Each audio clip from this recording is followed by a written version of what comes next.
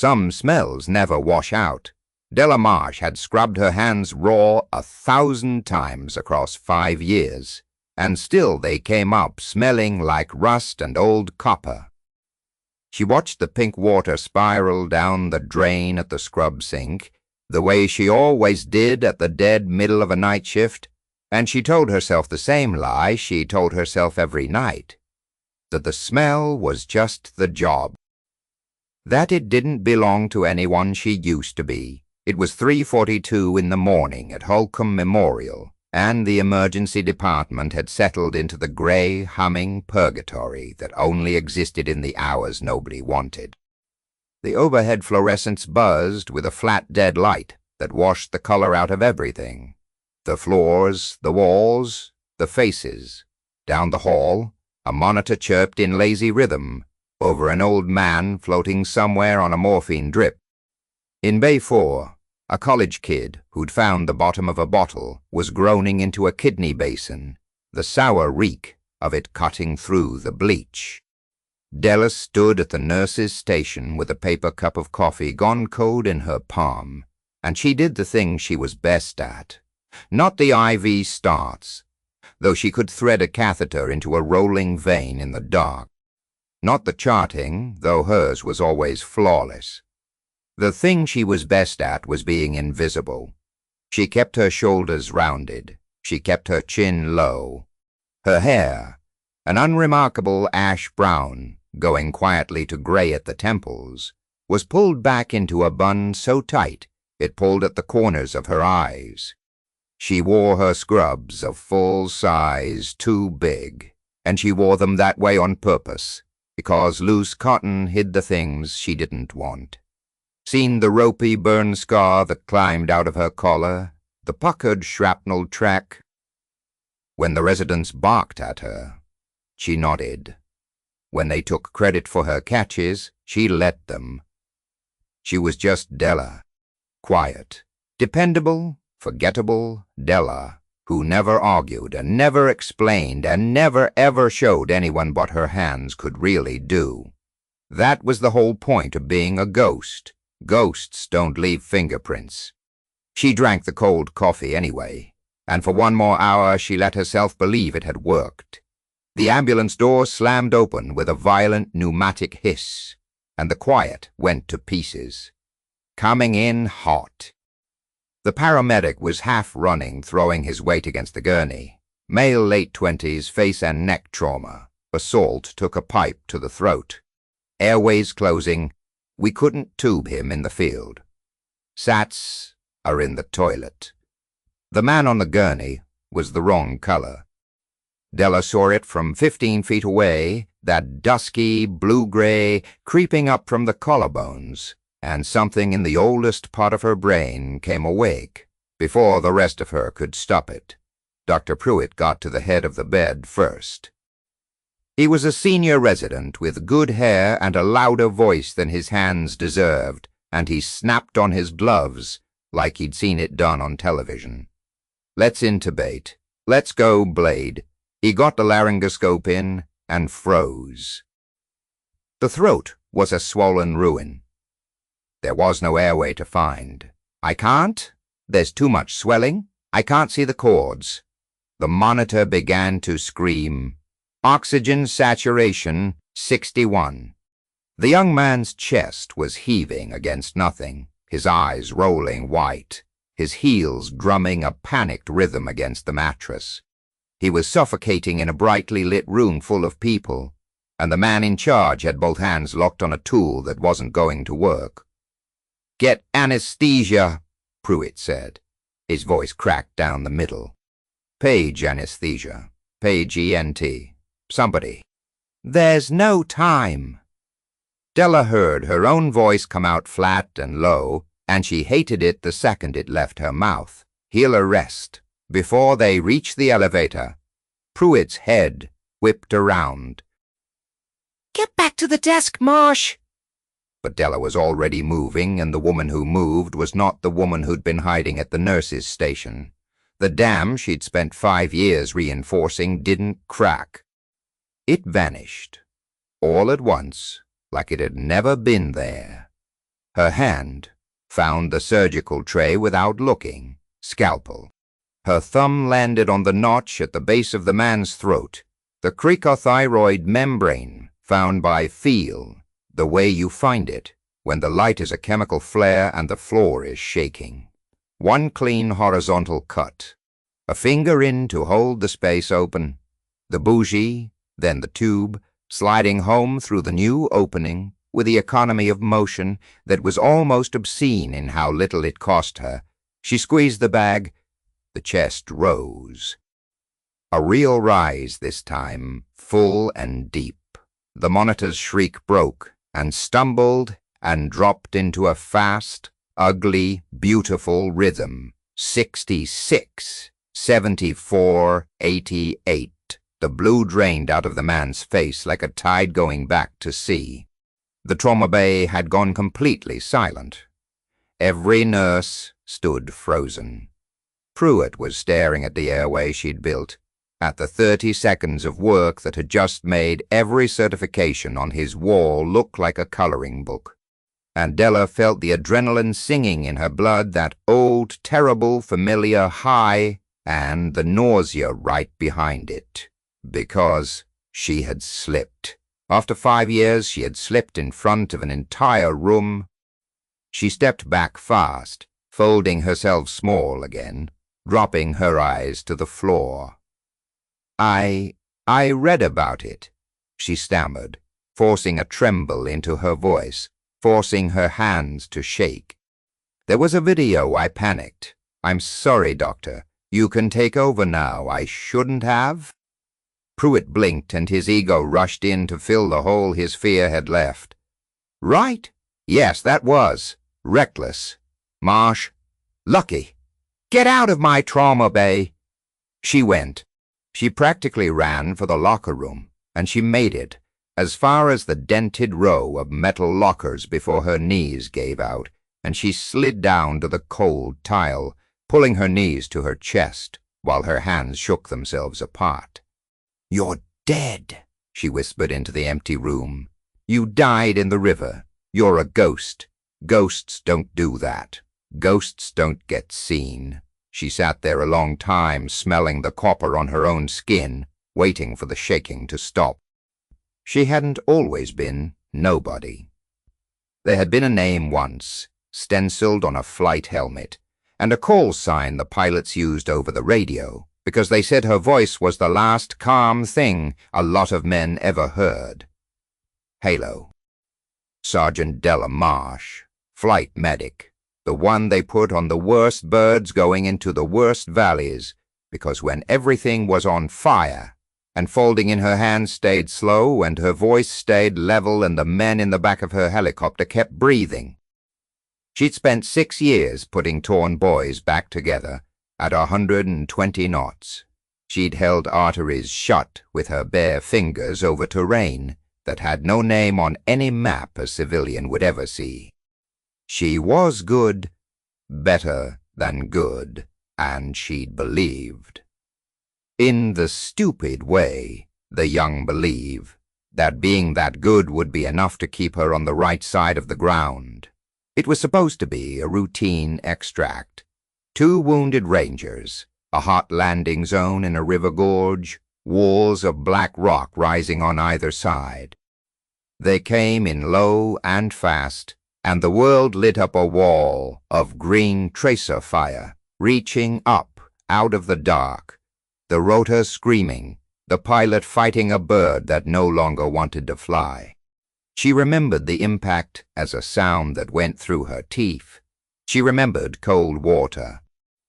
She remembered dragging 2 men she would never be able to name out of a sinking fuselage in the dark, her left side screaming where the shrapnel had opened her up, the gorge above them still raining fire, and then she remembered choosing. When the second helicopter finally clawed its way in to pull survivors out, there were too many bodies, and not enough room, and not enough time. Della had done the math the way medics are trained to do the math nobody should ever have to do. She put the 2 wounded rangers on the bird. She put her team leader on the bird, half-conscious and bleeding, screaming her call sign. And when he reached back for her, she pressed something into his hand, and she stepped back into the dark and the water so the helicopter could lift before the next volley came. They listed her as killed in action. Body unrecovered, presumed lost to the river. There was a folded flag and an empty casket at a cemetery she'd never seen, handed to a next of kin the agency had invented out of paper. That was the part nobody would ever understand. When the people who pulled her, broken and burned out of that gorge, offered her a door, a new name, a clean record, a life where no one came looking, she had walked through it and never looked back, because she was tired in a way sleep couldn't touch, because she had carried too many men who didn't make it, and she could not carry one more. So she'd buried Halo in the cold ground of Logar, and she'd put on a too big set of scrubs in a town nobody had heard of, and she had made herself small and quiet and safe for 5 years. By 4:45 the storm had passed, and the department sagged into its exhausted lull. The throat patient was up in the OR, alive. The drunk kid was gone with a bucket and a bill. The waiting room held nothing but a man asleep under his own coat and a young mother rocking a feverish toddler in the corner. Della stood at the trier's desk, hollowed out, hiding behind a tower of discharge paperwork, wanting nothing in the world but the end of her shift and the ceiling fan in her cramped apartment. It wasn't the slam of an ambulance, it was slow, deliberate, and Della didn't look up because she didn't need to. She heard them first. Footsteps, heavy but muffled. The roll of hard soles heel to toe across wet linoleum.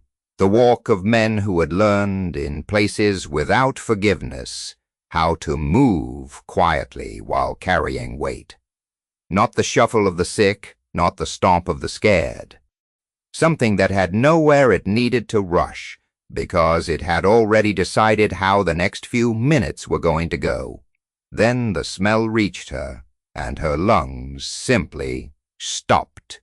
Wet wool, stale recycled cabin air, and 3 days of no sleep, and the sharp animal musk of men who ran on stimulants and adrenaline.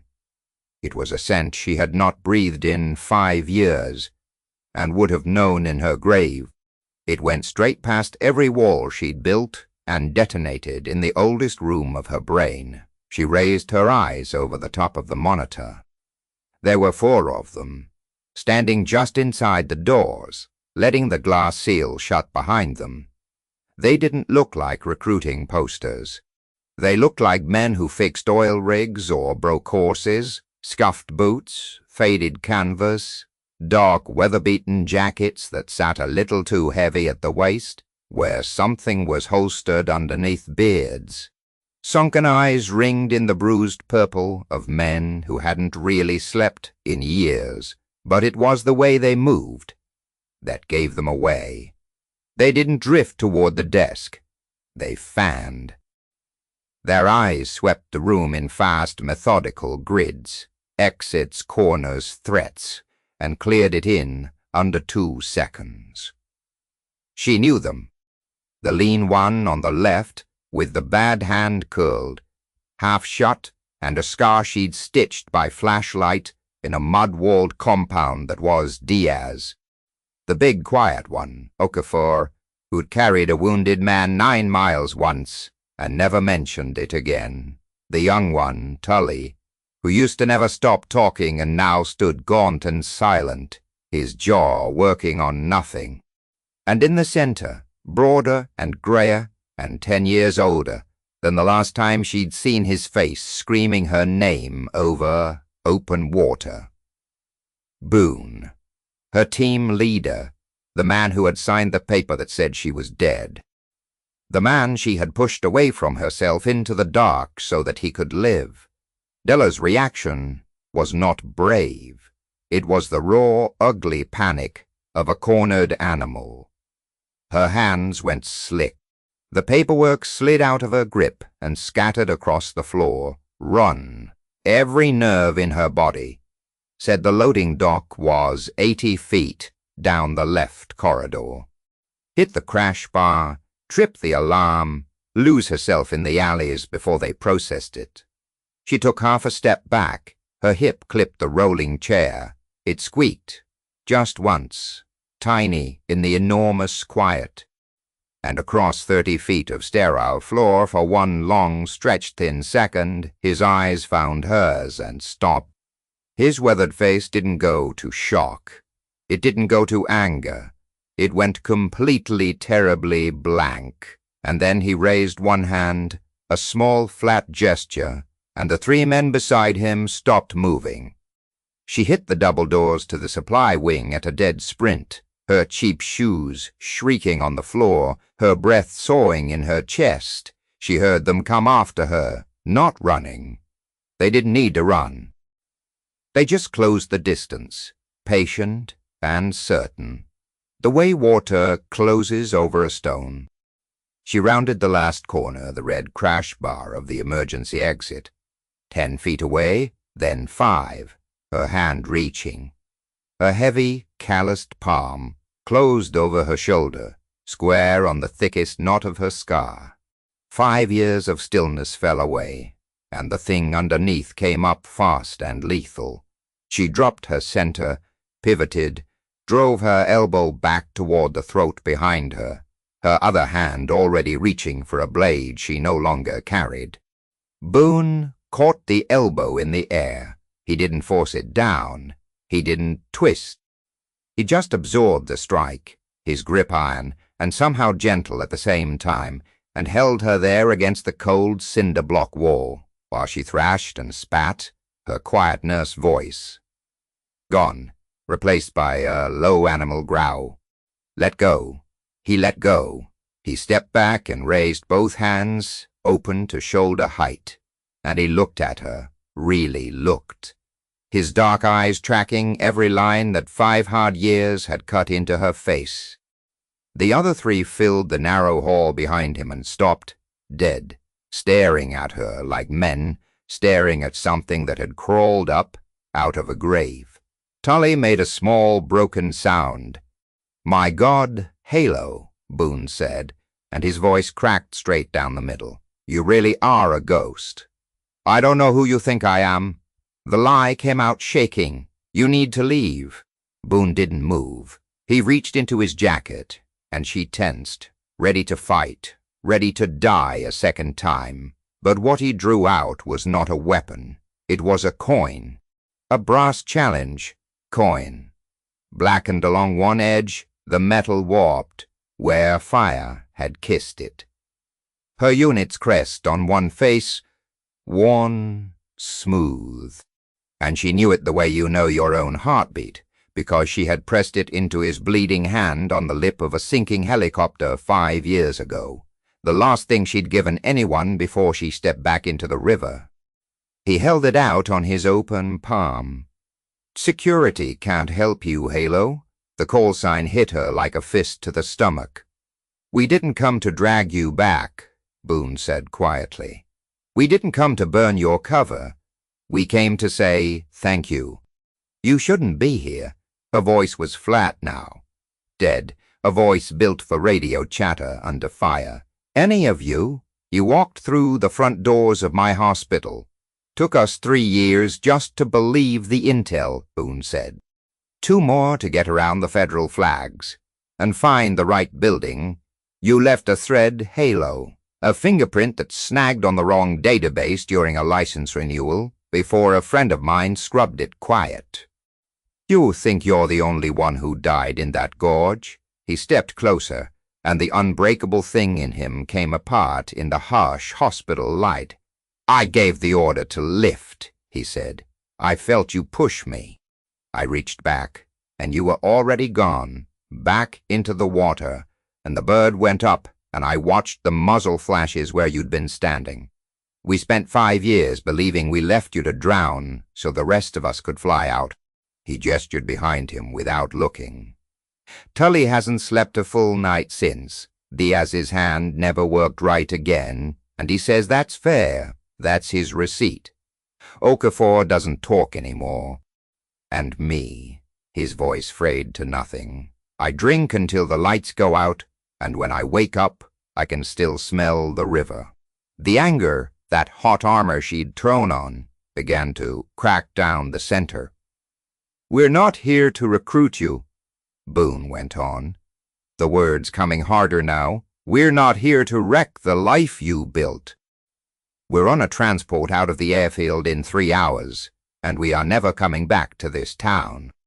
We just—" He reached out slow, telegraphing every inch, so she wouldn't flinch, and pressed the warm, scorched coin into her trembling, blood-flecked hand. That the best medic any of us ever served with was still out here, putting air back into people. That's all, Halo. That's the whole mission. Just thank you." It felt impossibly heavy, like the brass had been poured full of every name she'd ever carried. A single hard tremor climbed her arm. Okafor moved first. The big man limped past Boone, said nothing, and simply wrapped his arms around her shoulders. Della went rigid, every muscle cocked for a strike, a throw, a fight, and then the sheer, stupid, overwhelming humanity of it broke the last wall she had. A ragged sound tore out of her. Her forehead dropped against his chest, and her shoulders shook in hard, silent waves. 5 years of terror and isolation, and survivor's guilt coming up all at once. Tully's hand settled on her back right over the scar, and stayed there, not patting, just a steady weight anchoring her to the floor. Diaz pressed his ruined hand flat against her shoulder, and Boone stood a foot away and watched his broken team find one fractured minute of peace under the fluorescent lights, and let them have it. No one spoke. Words were useless currency for people who had only ever talked to each other through tourniquets and radio static and the spaces between gunfire. The silence did the work. The silence was the tourniquet. Eventually she stepped back and wiped her face with the back of her wrist, smearing a faint line of dried blood across her cheek. She didn't bother cleaning it off. Tully gave her a crooked, exhausted smile, the first real expression she'd seen on him all night. "Keep your head down, Halo. You too, you idiot," she said, her voice thick and gravelly. "You look like the river spit you back out." He let out a short, startled bark of a laugh, noted. Boone looked at her one last time. He didn't salute. He didn't reach for her again. He just gave her a long, tired look of absolute respect. Live a good life, Della. Hearing her real name, her given name, the one from before, landed softer and deeper than the call sign ever could. "I'm trying," she whispered. He turned on his heel. "Let's move. Wheels up in 3. They didn't go back through the ER. Boone shouldered the crash bar on the loading dock door, the alarm already dead, Diaz's quiet handiwork on the way in, and the doors swung open on a rush of freezing wet autumn air that smelled of asphalt and diesel and rain. She watched 4 broken men walk out into the dark, boots crunching on the gravel, fading into the noise of a city that would never know they'd been there. The heavy door swung shut, with a final hollow clank, and sealed her back into the bright, sterile quiet of Holcomb Memorial. She stood alone for a long time. Then she reached into the deep pocket of her scrub top, past the alcohol swabs and the rolls of tape, and let the coin settle there, heavy against her hip. She crossed to the scrub sink and turned the water on hot. She watched the last of the night's blood swirl pink down the drain, the way she had 100 times, the way she had an hour ago, but this time there was no clawing need to disappear. This time her shoulder didn't ache with ghosts. She looked up at her reflection in the little scratched steel mirror bolted over the sink. Same tired face, same grey creeping in at the temples. And then she reached up and pulled the tight bun loose and let her hair fall down around her shoulders, and her reflection seemed to come into focus, like a photograph finally developing. She didn't look like an invisible woman anymore. She looked like someone who had walked into the fire and finally understood that she had not, after all, burned all the way to ash. The overhead intercom crackled. Code yellow. Trauma 2. ETA 3 minutes. Multi-vehicle, multiple victims. Della Marsh took a deep breath. The air smelled like bleach and iodine and clean linen. It didn't smell like a river. It didn't smell like war. It smelled like work. She turned from the mirror and walked back toward the flashing lights of the emergency room, her footsteps steady and grounded and entirely her own. The ghosts hadn't come to haunt her after all. They'd come to set her free. Did this one give you chills, or were you bracing for a firefight in the ER? Tell me your favorite moment in the comments and drop the city you're watching from. I want to see how far Halo travels. If this story stayed with you, hit like, share it with someone who needs it, and subscribe for more grounded, sensory-rich stories from inside the uniform.